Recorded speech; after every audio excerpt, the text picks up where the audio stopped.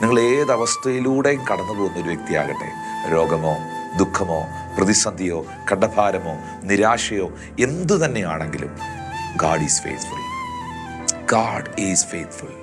നമ്മുടെ ദൈവം വിശ്വസ്തനാണ്. Any situation, any circumstances, our God is faithful. ഈ വിശ്വസ്തനായ ദൈവം നിങ്ങളെ ഒരിക്കലും ചതിക്കത്തില്ല.